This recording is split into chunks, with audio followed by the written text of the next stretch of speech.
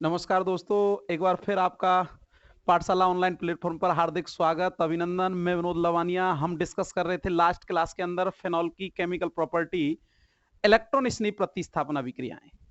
और इलेक्ट्रॉन स्नेह प्रतिस्थापन अभिक्रियाओं में आपने देखा दोस्तों, हम लगभग उसके 6-7 एग्जाम्पल हम कर चुके थे। और लास्ट रिएक्शन मैंने डिस्कस की थी राइमर टीमान कार्बोक्सिलीकरण। अब उससे आगे का हम स्टार्ट करते हैं। आप बने रहिए हमारे साथ लास्ट तक। और नेक्स्ट रिएक्शन हम जो स्टार्ट करेंगे वो इसके अंदर एक नेम रिएक्शन होगी, कॉल्वे अभिक्रिया। इंपॉर्टेंट रिएक्शन होती है कॉल्वे अभिक्रिया, याद रखें। कॉल्वे अभिक्रिया में राइमर टीमान कार्बोक्सिलीकरण में आप फिनॉल से क्या बनाते थे, सैलिसिलिक अम्ल। और कॉल्वे अभिक्रिया में भी फिनॉल से क्या बनता है, सैलिसिलिक अम्ल। तो कन्वर्जन के अंदर आपको याद रखना है, जब भी फिनॉल से सैलिसिलिक अम्ल बनाना हो, आपकी चॉइस चलेगी। आप चाहें तो कॉल्वे अभिक्रिया से बनाएंगे और आप चाहें तो राइमर टीमान कार्बोक्सिलीकरण से बनाएंगे। कॉल्वे अभिक्रिया होती क्या है, और आज हम क्लास स्टार्ट करते हैं कॉल्वे रिएक्शन से। तो देखें आप, केमिकल प्रॉपर्टी के अंदर इलेक्ट्रॉन स्नेह प्रतिस्थापन अभिक्रियाओं की रिएक्शन नंबर 8, रिएक्शन नंबर 8 कॉल्वे अभिक्रिया। नेम रिएक्शन है, इंपॉर्टेंट रिएक्शन है दोस्तों। कॉल्वे अभिक्रिया को हम ऐसे समझ सकते हैं कि कॉल्वे अभिक्रिया में फिनॉल को हम क्या करते हैं, पहले क्षार NaOH के साथ रिएक्ट करके इसका सोडियम लवण सोडियम फिनॉक्साइड बना लेते हैं। क्या बना लेते हैं, सोडियम लवण सोडियम फिनॉक्साइड। कैसे बनेगा देखना, ये आपने फिनॉल लिया, फिनॉल, इस फिनॉल को रिएक्ट किया NaOH के साथ। सबसे पहले क्या हुआ कि ये जो H है, ये H इस OH के साथ बाहर निकलेगा, किस रूप में, H2O के रूप में। और आपने साल्ट बना लिया सोडियम फिनॉक्साइड, ये बना सोडियम फिनॉक्साइड। इस सोडियम फिनॉक्साइड की क्रिया हम किससे कराते हैं, CO2 से कराते हैं।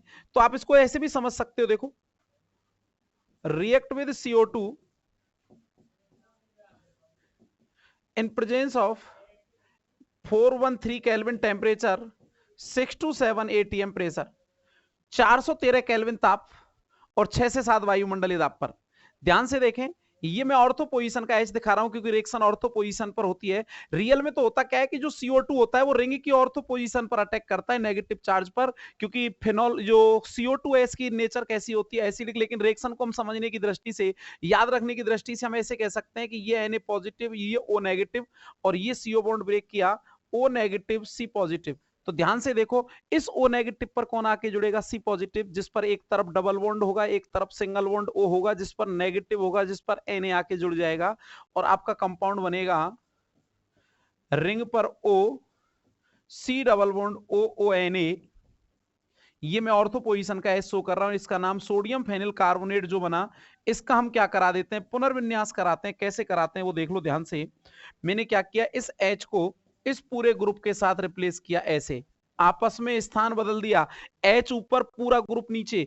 स्थिति देखो ये आ गई दोस्तों, ये ऊपर बचा और ऊपर जाके कौन जुड़ा, H। O पे जोड़ दिया H, और नीचे हमने कौन सा ग्रुप ले लिया, COONA। और नाम है सोडियम सैलिसिलेट। और इस सोडियम सैलिसिलेट का एस्ट्रिफिकेशन यानी अम्ल HCl के साथ क्रिया करा दें या जल अपघटन कराएं, तो यहां से ध्यान देने वाली बात यह है कि यहां से तो निकाल दो Na, यहां से निकाल दो Cl, ग्रुप निकाल दो NaCl। जैसे NaCl निकलेगा, इस Na के स्थान पर कौन आके जुड़ेगा, H। और आपका उत्पाद बन गया जो बनना था, ये फिनॉल ऑर्थो पोजीशन पर COOH, जिसका नाम है सैलिसिलिक अम्ल। क्लियर। तो दोस्तों याद रखना है, जब फिनॉल की क्रिया सबसे पहले आप सोडियम लवण क्षार NaOH से कराएंगे, क्षार NaOH से कराने पर सोडियम फिनॉक्साइड बनेगा। सोडियम फिनॉक्साइड CO2 के साथ रिएक्ट करेगा 413 केल्विन ताप, 6 से 7 वायुमंडलीय दाब पर। और ये अपने आप को किस में कन्वर्ट कर लेगा, सोडियम सैलिसिलेट में। और सोडियम सैलिसिलेट का अम्लीय जल अपघटन आपने करा दिया, अम्ल HCl से रिएक्शन आपने करा दी, तो उत्पाद क्या बनेगा, सैलिसिलिक अम्ल। और ये सैलिसिलिक अम्ल प्राप्त हो जाता है किससे, फिनॉल से। किस अभिक्रिया के द्वारा, कॉल्वे अभिक्रिया के द्वारा। बाकी याद रखना है, CO2 डायरेक्ट जुड़ता है रिंग की ऑर्थो पोजीशन पर इसकी क्रियाविधि में। आपके सिलेबस में इसकी क्रियाविधि नहीं है, लेकिन फिर भी हम इसकी क्रियाविधि देख लें कि रियल में रिएक्शन किस तरीके से घटित होती है। आप देखो, रिएक्शन हमारी इस तरीके से घटित होगी कि जो फिनॉल है ना, ये फिनॉल है, ये रिएक्ट करेगा क्षार के OH माइनस आयन से, और ये अपना H पॉजिटिव यहां से लेके निकल जाएगा, ये पॉजिटिव वाला भाग, ये नेगेटिव, और ये कौन सा ग्रुप बाहर निकलेगा? H2O। जैसे ही H2O बाहर निकलेगा कंडीशन ये आ जाएगी भाई, देखो O नेगेटिव फिनॉक्साइड। अब क्या होगा कि इस फिनॉक्साइड आयन से कौन क्रिया करेगा? CO2। कंडीशन वही रहेगी 413 केल्विन, 6 से 7 वायुमंडलीय दाब। ओके, ध्यान से देखो भाई, ध्यान से समझ लें एक बार। अब ये इलेक्ट्रॉन यहां कर डबल बॉन्ड बनाएंगे और ये इलेक्ट्रॉन यहां नेगेटिव चार्ज देगा। जैसे ये नेगेटिव चार्ज देगा, इस नेगेटिव पर ये C पॉजिटिव आके जुड़ जाएगा, क्योंकि O नेगेटिव और ये C पॉजिटिव। तो इस C नेगेटिव से C पॉजिटिव को जैसे ही जोड़ेंगे तो देखो ये बनेगा, ये डबल बॉन्ड O, ये बॉन्ड पहले से बना हुआ है, ये बॉन्ड पहले से, यहां कौन जुड़ा? C। इधर बॉन्ड कैसा रह गया? Single bond O negative. यहां कौन जुड़ा हुआ है? Double bond. क्या आपने इस कार्बन पर जुड़े हुए हाइड्रोजन को हटाया? नहीं, अभी भी यहां कौन जुड़ा हुआ है ये आपको जानकारी होनी चाहिए, हाइड्रोजन जुड़ा हुआ है। ठीक है, अब देखो क्या होगा, इस रिंग की एरोमेटिकता खत्म हो गई, या इस रिंग की एरोमेटिकता को बनाए रखने के लिए ये H क्या करता है? अपनी आहुति देता है, अपना बलिदान देता है। कैसे? ये क्या चाहता है कि इस वलय की एरोमेटिकता बनी रहे, ये इलेक्ट्रॉन यहां कर क्या बना ले? डबल बॉन्ड, और ये H पॉजिटिव यहां से निकल के इस O नेगेटिव पर आके जुड़ जाएगा। क्लियर? तो देखना क्या बनने वाला है, ये रिंग और ये डबल बॉन्ड O। आप चाहें तो इस डबल बॉन्ड के इलेक्ट्रॉन को वापस पहुंचा दें, अब क्योंकि वो इलेक्ट्रॉन वहां गए, तो ये स्थिति हो जाएगी यहां, ये O वापस कैसा हो गया? नेगेटिव हो गया। और यहां क्या होने वाला है? देखो, ये डबल बॉन्ड बन गया, ये बॉन्ड पहले से बना हुआ है, ये बॉन्ड पहले से, और यहां कौन हुआ? C डबल बॉन्ड O, और O नेगेटिव पर कौन आके जुड़ गया? H। लास्ट स्टेप में इसका एसिडिफिकेशन करा दो HCl के साथ, बोले तो H पॉजिटिव ये गेन कर लेगा, और जैसे ही H पॉजिटिव इस पर जुड़ेगा, डबल बॉन्ड बना दिए, O कन्वर्ट हुआ OH में, और ये बन गया COOH, और इसका नाम है सैलिसिलिक एसिड या अम्ल, जबकि इसका नाम क्या था? फिनॉल। तो याद रखना है आपको, कभी भी फिनॉल से सैलिसिलिक अम्ल बनाना हो तो रटना नहीं है कि हम राइमर टीमान अभिक्रिया से बनाएंगे, आप कॉल्वे अभिक्रिया के द्वारा भी सैलिसिलिक अम्ल प्राप्त कर सकते हैं। तो ये क्या थी भाई? ये थी दोस्तों कॉल्वे अभिक्रिया की क्रियाविधि।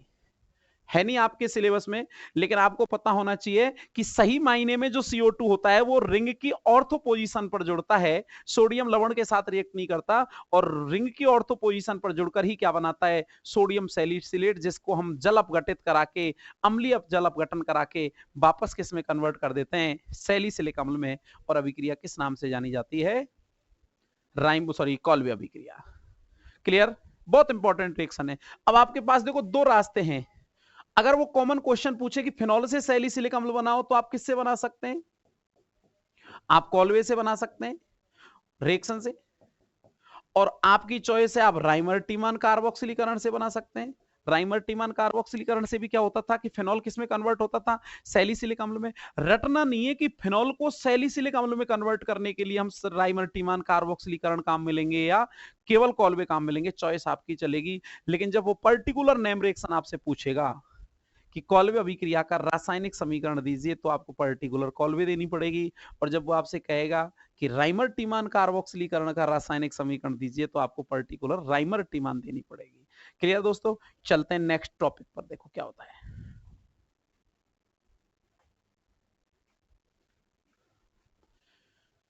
नेक्स्ट भी नेम रिएक्शन है, एक फ्रीज पुनर्विन्यास के नाम से आती है।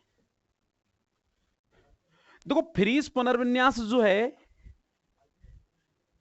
फिनॉल के रासायनिक गुणों में हम पढ़ रहे हैं, लेकिन इसमें सही मायने में जो पुनर्विन्यास होता है वो फिनॉल का नहीं होता, एस्टर का पुनर्विन्यास होता है। किसका? एस्टर का। पहले होता क्या है कि फिनॉल अपने आप को कन्वर्ट करता है किसमें? एस्टर के अंदर, और जो एस्टर बनेगा उस एस्टर को रीअरेंजमेंट के थ्रू, पुनर्विन्यास के थ्रू हम उत्पाद में कन्वर्ट करेंगे। तो याद रखना हमारा टॉपिक जो चल रहा है वो फिनॉल के रासायनिक गुण चल रहा है, लेकिन फिनॉल के रासायनिक गुणों में जो हम फ्रीज पुनर्विन्यास पढ़ रहे हैं, ये फ्रीज पुनर्विन्यास फिनॉल का पुनर्विन्यास नहीं है, ये रियल में सही मायने में सही तरीके से अगर बोलें तो ये एक एस्टर का पुनर्विन्यास है। जो एस्टर बनेगा ना, वो पहले फिनॉल अपने आप को एस्टर में कन्वर्ट करेगा, फिर एस्टर अपने आप को रीअरेंजमेंट के थ्रू, रीअरेंजमेंट नाम से पता लग रहा है पुनर्विन्यास, ये वो अभिक्रियाएं होती हैं दोस्तों जिनमें ना तो कोई ग्रुप जुड़ता है और ना ही कोई ग्रुप बाहर निकलता है। भाई आपने जैसे रिएक्शन पढ़ी विलोपन अभिक्रिया, क्या विशेषता होती है? कोई ना कोई छोटा अणु, परमाणु, समूह, ग्रुप, स्पीसीज कुछ ना कुछ बाहर निकलेगा, लॉस होगा, एलिमिनेट होगा, गायब हो जाएगा, विलुप्त हो जाएगा। एडिशन रिएक्शन योगात्मक अभिक्रियाएं, किसी ना किसी ग्रुप का, अणु का, यौगिक का, समूह का क्या करते हैं? ऐड करते हैं, योग करते हैं। क्लियर? प्रतिस्थापन, किसी एक समूह को दूसरे समूह के द्वारा रिप्लेस करते हैं। ये ग्रुप यहां से हटेगा तो ये इसके स्थान पर, ये ग्रुप यहां से हटेगा तो ये रिप्लेसमेंट हो रहा है। लेकिन रीअरेंजमेंट, पुनर्विन्यास, ना तो कोई समूह बाहर निकलेगा, ना कोई नया समूह आके जुड़ेगा, ना कोई ग्रुप निकलेगा, ना कोई ग्रुप जुड़ेगा।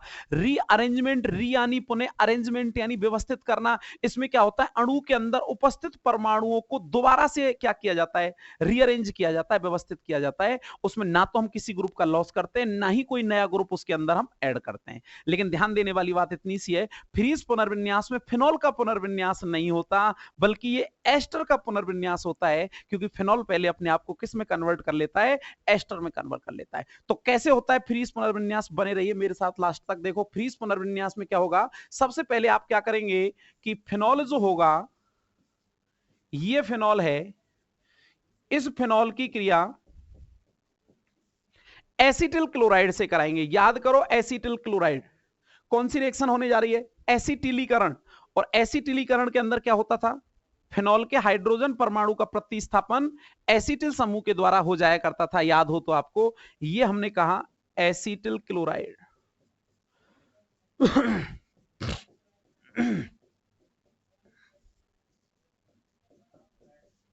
ठीक है, दैट इज कल टू। ध्यान से देखें, यहां से Cl, यहां से H, HCl बाहर निकला और आपका एक उत्पाद बना, ये रिंग, रिंग पर कौन है? O, O से कौन जुड़ेगा? COCH3। देखो ध्यान से, O से बॉन्ड टूटा, किसको जोड़ दिया? COCH3 को। रटना नहीं है भाई, रटेंगे नहीं, रटेंगे तो गड़बड़ी गड़बड़ होगी। समझते चले मेरे साथ साथ। देखो यहां से Cl लिया, यहां से H लिया, क्या बाहर निकाल दिया? HCl। क्या हुआ? बॉन्ड जहां से टूटा वहीं जोड़ दिया। O से किसको ले जाके जोड़ रहे हैं? C double bond OCH3। O पर कौन जोड़ा? C double bond OCH3। बन गया एस्टर आपके सामने। बोलो एस्टर कैसे बना? एस्टर का नाम आपको पता है, CH3COOR।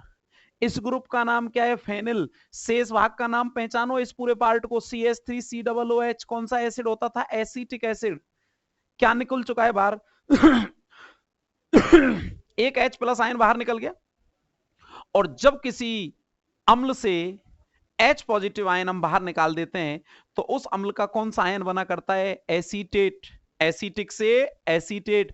फॉर्मिक होता तो फॉर्मेट, कार्बोक्सिलिक होता तो कार्बोक्सिलेट, और सल्फोनिक होता तो सल्फोनेट, सैलिसिलिक होता तो सैलिसिलेट। 8 आयन बना देते हैं कार्बो अम्ल में से H पॉजिटिव निकाल के। किसी भी कार्बोक्सिलिक अम्ल से H निकालो, उसका कार्बोक्सिलेट आयन बना दो। फॉर्मिक से निकाला, फॉर्मेट कहलाया। एसिटिक से निकाला, एसीटेट कहलाया। सैलिसिलिक से निकाला, सैलिसिलेट कहलाया। बेंजोइक एसिड से निकाला, बेंजोएट कहलाया। रटना नहीं है बस। क्लियर? देखो कैसे। फेनिल, एसीटेट, कॉमन नाम है दोस्तों एस्टर। अब इसी एस्टर का पुनर्विन्यास होता है। कैसे होता है? जब इस एस्टर को निर्जल AlCl3 के साथ में अलग अलग टेम्परेचर पर गर्म किया जाता है, तो इससे 2 प्रकार के उत्पाद बनते हैं। ध्यान देना, कैसे होता है पुनर्विन्यास। देखो, एक ऑर्थो पोजीशन का H ये और एक ऑर्थो पोजीशन का H ये।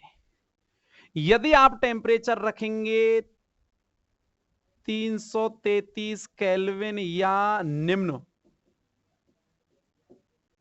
333 केल्विन या उससे कम, तो पुनर्विन्यास होगा पैरा के साथ।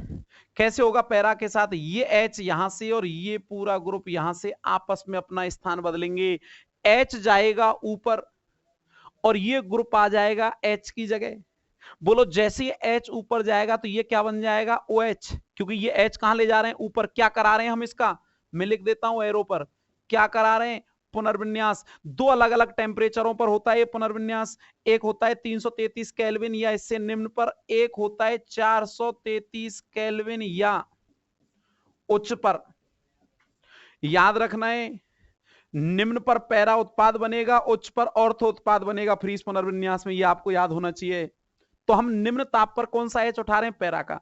इस H को यहां से उठा के ऊपर ले जाओ, बोलो दोस्तों क्या बन जाएगा, OH। और इस पूरे ग्रुप को कहां ले आएंगे, नीचे। तो देखना आपका उत्पाद क्या बनेगा, ऊपर तो कौन हो गया, OH, नीचे कौन आ गया, C double bond O CH3। Clear, C double bond O CH3। Same यही अगर हम उच्च ताप पर करें, कितने पर, 433 केल्विन या उससे उच्च पर, तो अब किसका करेंगे, ऑर्थो वाला H इस पूरे ग्रुप के साथ रिप्लेस, पुनर्विन्यास करेगा। देखो ध्यान से, ये H ऊपर गया, क्या बन गया, OH। ये ग्रुप नीचे आया, क्या जुड़ जाएगा, COCH3। तो देखना आपका उत्पाद तो यही बनने वाला है, ये रिंग, ऊपर वाला ग्रुप तो OH, ऑर्थो पर कौन जुड़ा, C डबल बॉन्ड, और सामने कौन जुड़ गया, CH3। तो याद रखेंगे, जब टेम्परेचर होगा निम्न तो पैरा उत्पाद बनेगा, और जब टेम्परेचर होगा उच्च तो ऑर्थो उत्पाद बनेगा। नाम लिखना आप जानते हैं, इस पूरे यौगिक का नाम आप कई बार लिख चुके, एसीटोफेनॉन बन चुका है पीछे फ्रीडल क्राफ्ट एसिटिलीकरण में। इस एसीटोफेनॉन का पैरा पोजीशन पर OH जुड़ रहा है, इसलिए क्या नाम हो गया, पैरा हाइड्रोक्सी। थोड़ी सी जगह कम है इसलिए मैं थोड़ा छोटा छोटा लिख रहा हूं, पैरा हाइड्रोक्सी एसीटोफेनॉन, और नीचे वाले का नाम ऑर्थो हाइड्रोक्सी एसीटोफेनॉन। और अब ये रिएक्शन किस नाम से जानी, फिनॉन, ऑन, ऑल नहीं है, बार बार सुन लो, फिनॉल नहीं है, फिनॉन, कीटोन। क्लियर, तो याद रखेंगे, फ्रीज पुनर्विन्यास रिएक्शन जब भी आएगी तो पहले आप फिनॉल को किसके साथ रिएक्ट करेंगे, फिनॉल को आप रिएक्ट करेंगे किसके साथ में, एसिटिल क्लोराइड के साथ। तो पहले क्या बनाएंगे, एस्टर बनाएंगे।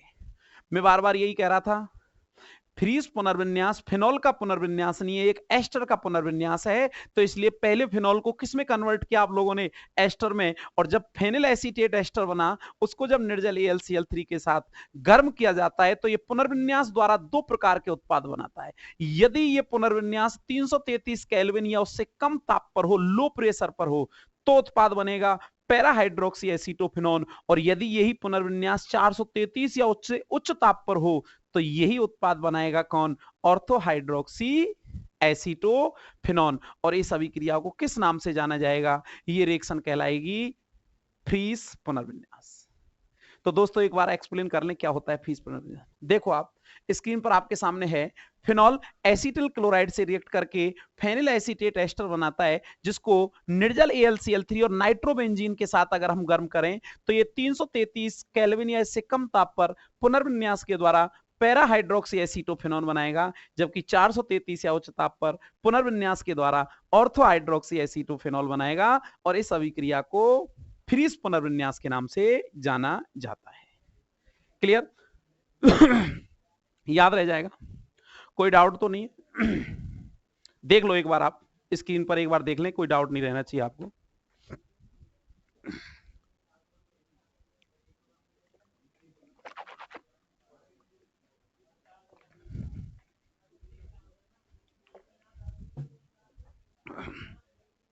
क्लियर, चलते हैं नेक्स्ट, आइए सब।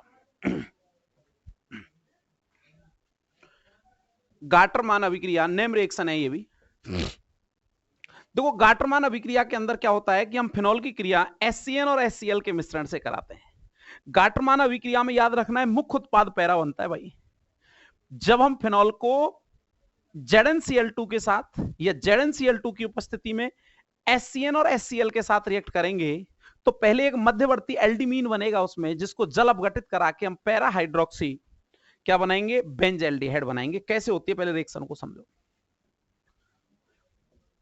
देखो ये HCN प्लस HCl, ये दोनों क्रिया कर रहे हैं ZnCl2 में।